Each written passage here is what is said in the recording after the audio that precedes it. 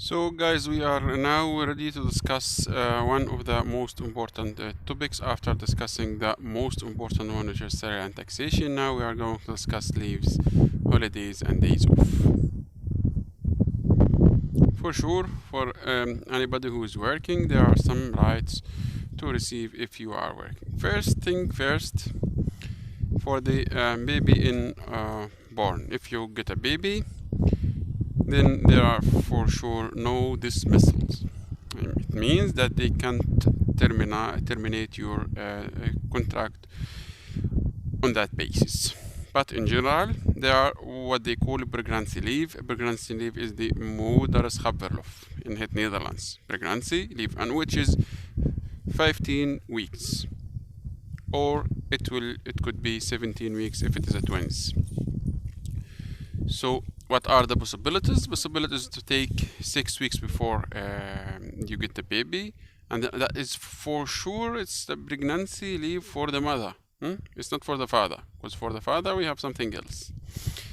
She can take 6 weeks before she's putting the baby, and then another additional 9 weeks after putting the baby. There is no wages, no salary in this period, but they are receiving, or she is receiving, replacement income. First 30 days at 82% from the social security, and she will receive this amount of money through the maturity, but it is paid actually through the social security. From the 31st day, the 31 day, she will be receiving 75% of the wage, until maximum 101 euro per day. For sure, they are taxes. It will be applied on those amounts of money. Maternity leave, ouderschapverlof, is the ouderschapverlof is something else, but it can be taken together. For the mother, she can take the pregnancy leave as well as the maternity leave together. The maternity leave is full time, 4 months, full time. But anyway, it can be splitted. Instead of having full time leave for 4 months, you can work 50% and go off 50%, or you can work 80% and go off 20%, or you can work 90% and go off 14%. It is a matter of personal preferences, let's say. But anyway, I have to mention that this ouderschapverlof, this maternity leave, is for both, for the father as well as for the mother. So both of them have the right to benefit from this leave. Anyway, we have to differentiate here between children who are born before 2014 and the persons who are born after 2014, because before 2014 it was not 4 months, it was 3 months. Anyway, if you want to take it right now, if you have a child who is born 2014 and you want to check the maternity leave, because you have the right to take it, to request it from the age 0 until the age 12, and he's born before 2014, you have the right to go off 4 months, but 3 of them will be paid. I mean, you will receive replacement income, and 1 of them you will receive nothing.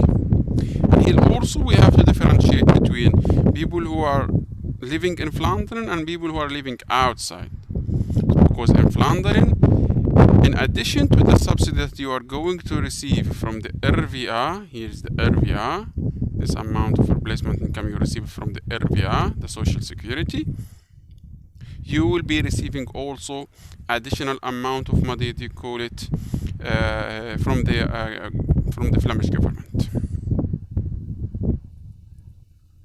As I mentioned, you can take it half-time, you can take it full-time, you can take it part-time, you can take it 150. It depends on your personal preferences,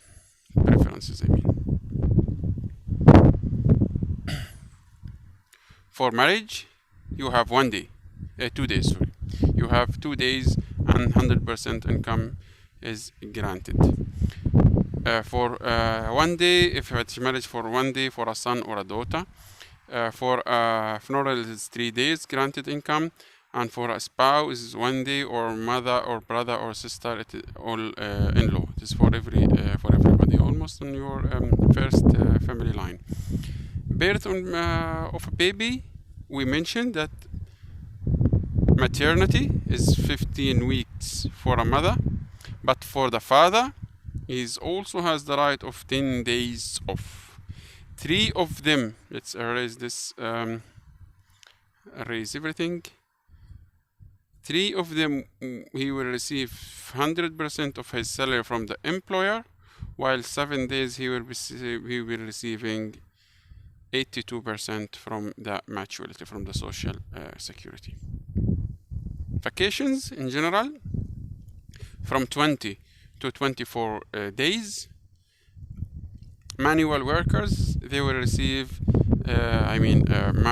worker ouvrier or arbeider in het Netherlands, they will receive 15% of their annual salary during the vacation. It is the vacational allowance. We already talked about the congé payé or the vakantiegeld.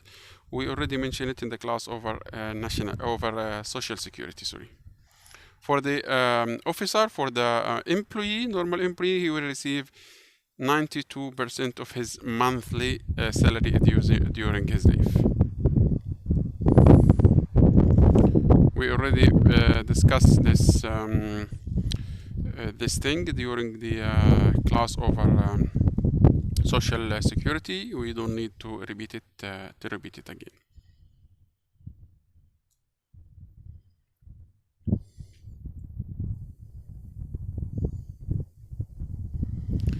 We already mentioned those things: the vakantiegeld, the interim, the holidays, the holiday money. How do you receive it, and what are the differences between all of those things during the class over social security? So I don't need again to repeat all those information. Educative verlof or educational leave.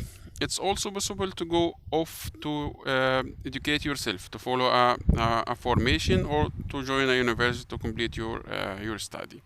In this case, you have the right to go to work 80% and to go off 20% with 100% salary granted.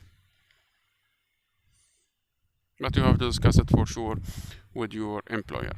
You have to discuss it with your employer, and there are some rules and regulation.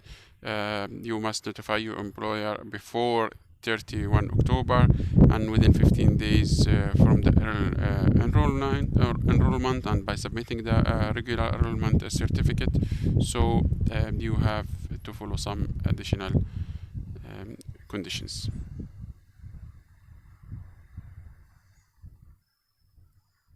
Anyway, there are also some other regulation regarding for the salary that you will receive. There is a maximum amount of salary, that gross for sure amount of salary that you will receive during your educational leave.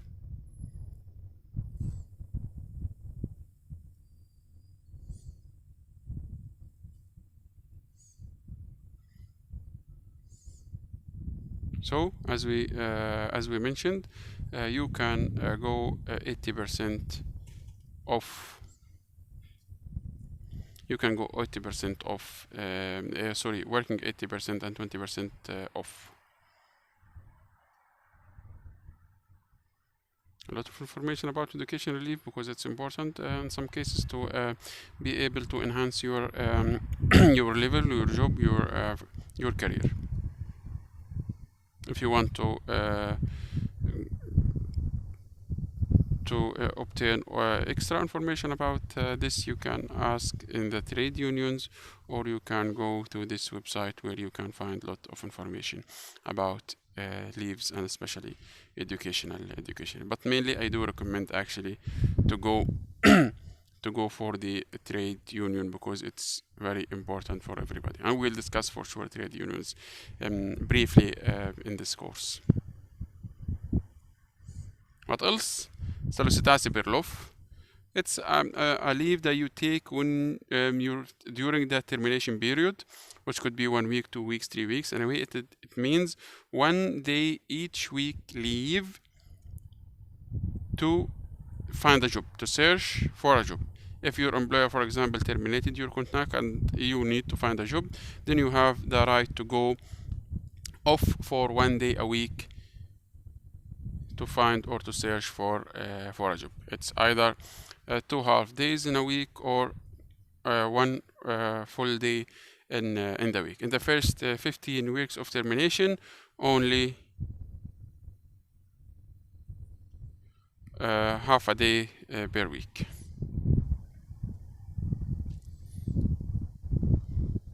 Accident at work.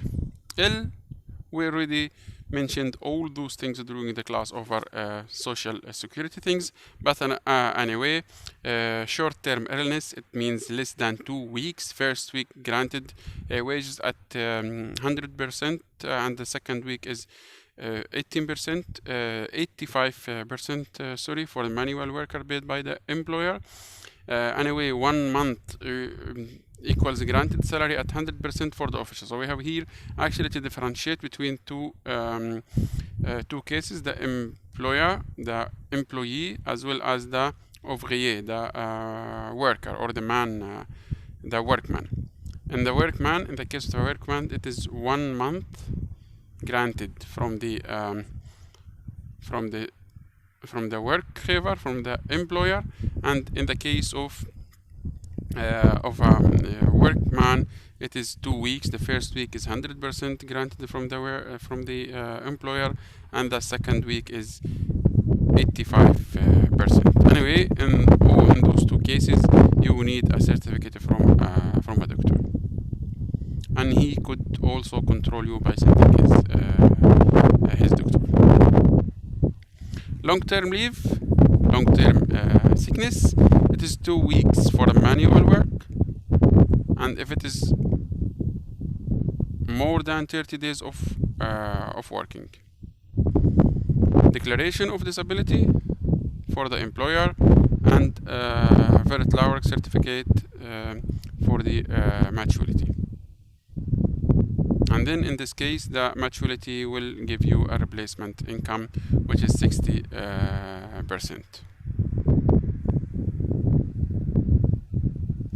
Accident at work, you have the insurance employer and you have the maturity. Illness and accident, what to do? You must immediately notify your employer directly. If you get ill during your work or an accident, then you have to let your employer post it. A medical certificate is not mandatory unless it is stumbled in the it is written in the work agreement. So it depends on the work agreement in general. Anyway, without a medical certificate and without justification for your absence, actually you run in a risk. So you have directly to notify your employer, and you have directly to provide the official evidences that you have been sick or you are sick at this period of time. Europese verlof, the aanvullende verlof or the additional leave, it is known that in Belgium you get annual leave based on the year that you have been working. So in your first year of working in Belgium, you don't have the right to go off. So that's why they have created actually the European leave. The European leave, what they call in Dutch Europese verlof, and it is a system of paid holiday system, especially because if you don't have leave in the first week, you are not okay with the European regulations. So that's why they have created this sort of leave. You want to break your career? There is also possibilities to do it without without motivations, or with. It depends on your case, and we have here several things. You can discuss them on the internet, or you can read just a slide to know all of those possibilities. If you want to break your contract for a period of time, for 12 months, for 6 months, for a year, for 2 years, it depends on your situation. Anyway, it's important to know that to apply for this, there are two parties playing an important role in this case, is your employer as well as the RVA. You want to resign, you have to write down a letter. You can't do it just orally, verbally. You have to write down nothing, but you have to be aware that if you leave your job, you don't have the right to receive unemployment benefit. So if you broke your contract, if you terminate your contract yourself, you will never has a right to receive unemployment benefits. It should be always from the other part, from the employer. Anyway, if you did it, there's a notification period, there's a termination period that you have to respect. It depends actually on your situation, and it depends on how long have you been working with this agency, with this organization, or with this employer. Anyway, if it is less than 3 months, you have to stay working with them for 1 week. If it is between 4 to 5 years, you have to stay working with them for 7 weeks, and so on and so on.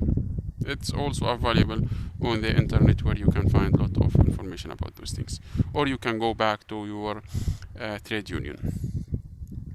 Dismissal, termination of contract from the other side.